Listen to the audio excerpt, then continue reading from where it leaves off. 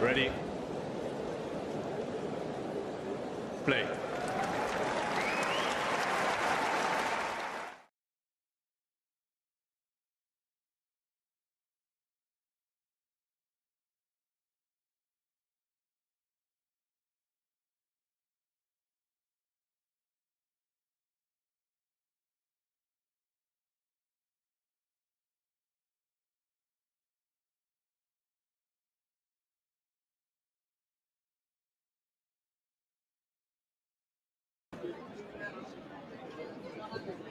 Good afternoon, good morning, good evening.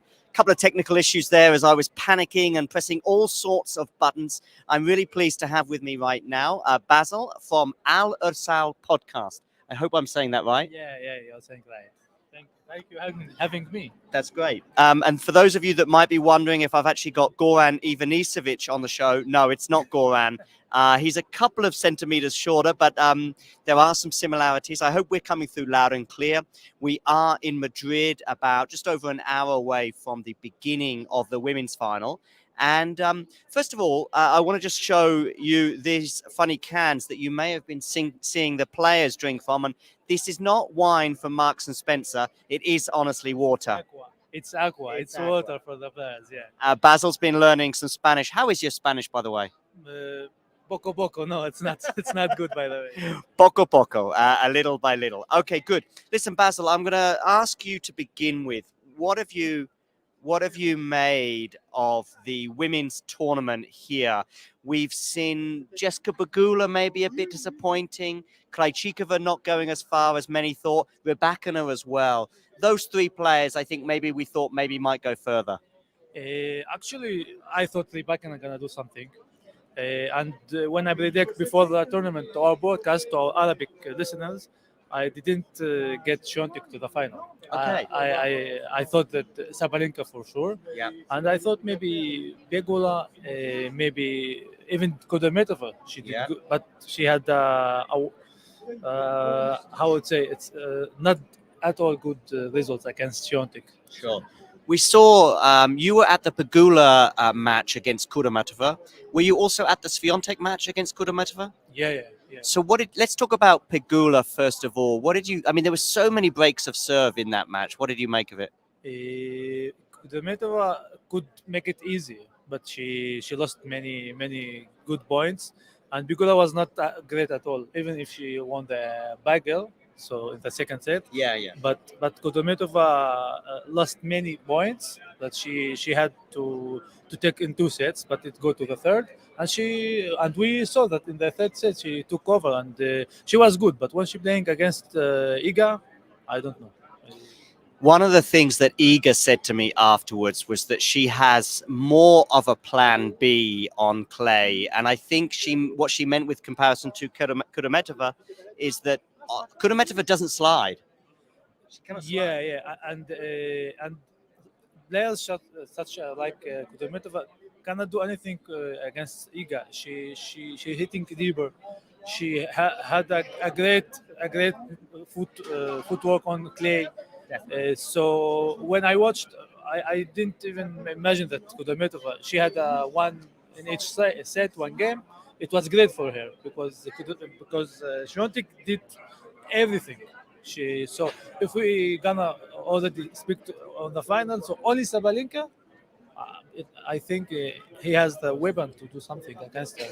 Agree. I think Sabalenka's run maybe a little bit easier, a little bit. Her side of the draw didn't have Krejcikova, didn't have Rybakina on it. But then again, Swiatek didn't have to play Krejcikova or Rybakina because they went out earlier. I think Sabalenka getting to the final didn't surprise many. I think she dropped one set to Maya Sharif. Yeah, against Maya Sharif the day that I arrived here. It was a great first set for Mayar, but I told my partners that so I think Sabalenka gonna high her level, and we saw in the second, and she did a great job. She must get to the final. She did it, but in her way, she didn't even meet someone. Even Sakari in the first set, she had some fight, but no, Sakari as usual losing in the semis, and Iga dropped one set against Alexandrova. And this was surprising for me. I thought also Alexandrova cannot Yeah. do something bad or to do something against Iga. She's credible. The Sakari match, we'll get into the final and what we think about that in a minute or two, but the Sakari match was very interesting for about one set and maybe two games. I mean, the first set was a real fight, especially on the Sakari serve, but then she would break back. I mean, she was down 3-love but then she loses that really tight first set and you think, okay, this is done now. Yeah, actually, Sakari came back, and it was good for the game because well, you are in the semi-final. You don't want to have less than an hour to and go home. So it was a good set for Sakari. But as I saw Sabalenka against Mayal Sharif, her level is different. She made the same thing against Sakari. They had maybe 5 or 6 meetings head to head. I don't remember now, but Sabalenka always beating her when she higher her level. I think Sabalenka must do something today to make us believe that she can make a little bit noise to Iga. Yeah, I think this tournament and these conditions and even this stadium, I've heard several players talk about the differences of playing on some of the outside courts compared to even here on the main Manolo Santana court. I think it was, who was it yesterday? Oh, Struff was telling me, or telling us, I should say, in the media that he played Karatsev a week ago or 10 days ago, but the conditions are very different on the outside courts to here. And I do think that generally on the Manolo Santana court and in Madrid, this is Sabalenka's best chance of a big clay court title this year. I mean, better than the French Open, I would say. For sure, for sure. If Sabalenka has to do something, it's today in Madrid. But also, Swiatek surprised me. I didn't expect such a great game or match or any. She's moving really well, so it's first time for me to see her live. It's really different level. Her movement on this surface is clear. I would also just say the unerring accuracy of her shots. She goes for it. Oh, hi, Ghosty. Nice to see you there. Basel, yeah. By the way, Ghosty, I think you might be late, but we've already made the comparison between Basel and Goran Ivanisevic. I mean, it's uncanny. It's unbelievable. But listen. I'm not lefty. He's not a lefty. Okay. Do you have a big serve? No, not so. No, okay. So you're neither a lefty nor having a big serve. Goes to this saying Sabalenka needs to beat Iga on behalf of all WTA contenders. Yeah, maybe. I just listen. I want to see 3 sets. I want to see Iga pushed because listen. Just back to what I was going to say, and then I'll talk about the final. Is that her performances that I've seen, seeing her up close for the first time, I think, have really every time she goes for it, she gets that close to the line. But it's always just in. That was something that really struck me as well as her movement. Regarding to today's final, I do think this is Sabalenka's best chance to beat Iga on this surface, given the conditions, given the fact that she's won this tournament before. Iga's not won it before, albeit she's not played here that often. So regarding the final, if it gets close, I think that's when we might see Sabalenka in a good way, because in the past, until Australia this year, when it got close, sometimes like in New York last year, if you remember, I think Sabalenka was up a break, but I think she got a bit nervous. But now those nerves have gone. Of course, she's a Grand Slam champion, and she had won everything: Grand Slam, Masters, in doubles also. She had everything. She need to improve. She need to do more to get to #1 ranking. And this is her chance. She lost in Stuttgart, and she must do something now to make a little bit more step inside the #1 ranking. And if we look back to the head-to-head against Iga, Sabalenka beat her only 2 times in the finals, WTA finals. Yeah. She lost in every other tournament, but she only her wins in the finals. So it's end of the season. Maybe Iga is not so good as in the middle of the season. So for me, Sabalenka, this is her chance before Rome, before Roland Garros, because later it's gonna be so difficult to beat Iga. I agree. Rome seems to be a bit more similar to the conditions in Paris. Also, the form as well is much closer. So this may well be Sabalenka's best chance to win for the first time against Swiatek on this surface, on clay. She's got a 2-5 head-to-head, but both of those wins coming on a hard court. I'm just trying to remember that one was at the WTA finals last year, and the other one was in 2 years ago. 2 years ago, exactly, yeah. But 2 years ago, but not on clay, right? No. Exactly. The finals, I don't remember when the finals was in clay, even in the ATP. Oh, WTA finals, yeah. So there's 2 wins at WTA finals. But the 3 times they've met on clay, it's all gone Iga's way. Just to quickly address your point as well, Ghosty in the live chat. Yeah, she won it in 2021. And of course, she's on track to win her second title after also winning the Australian Open this year. She's actually only, incredibly, she's been the best and probably most consistent player on the tour, and yet she's only won 1 title, albeit the most important one. She won 70.7% of her first serves, and she also saved 5 of the 6 break points she faced in her semi-final against Sakkari. So, like I say, the anxiety that we saw a year ago has gone. The serve seems to be pretty consistent. She has had a couple of relapses recently.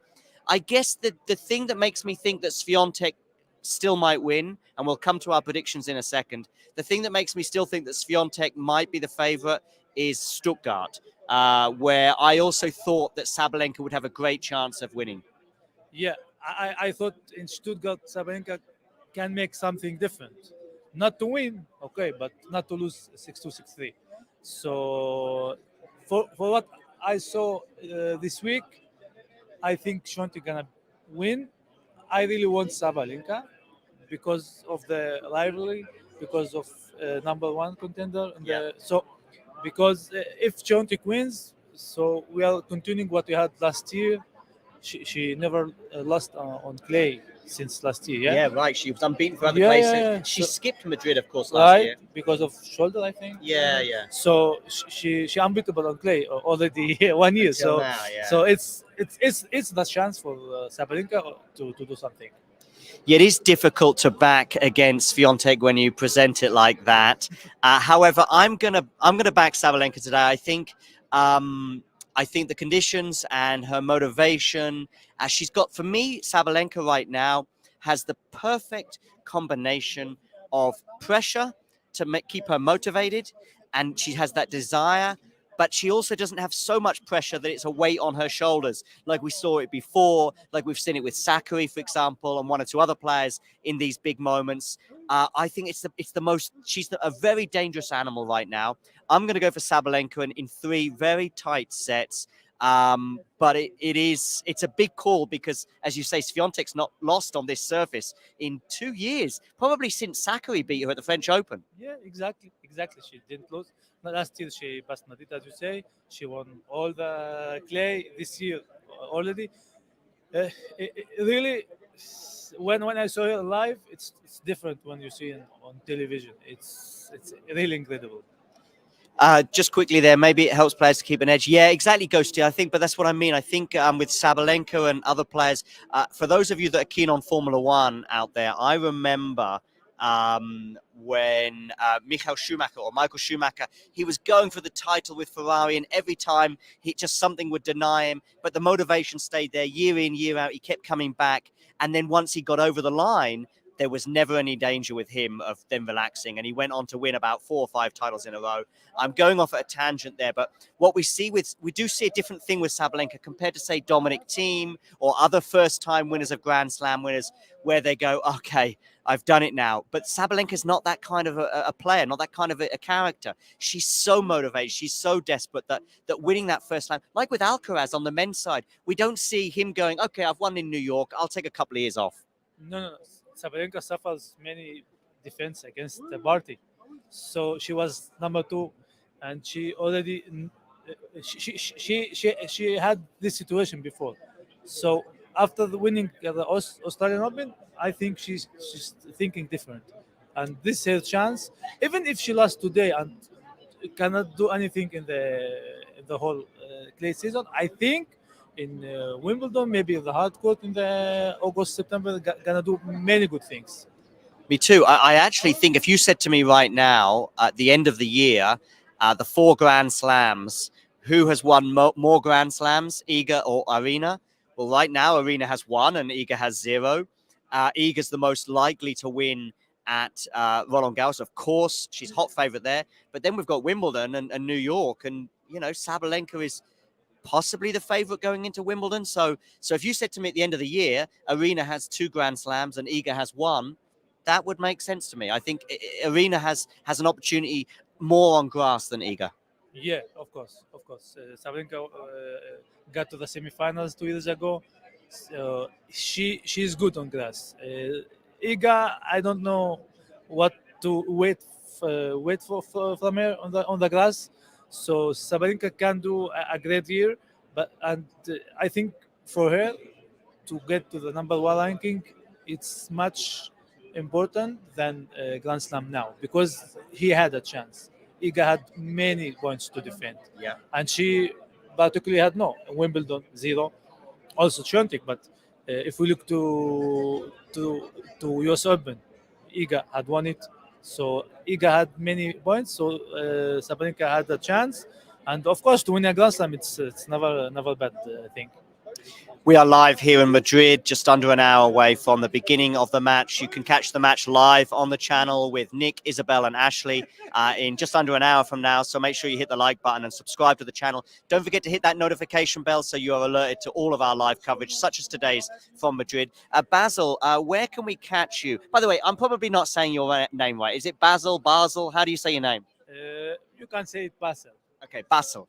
So Basel, where can we find you on Twitter?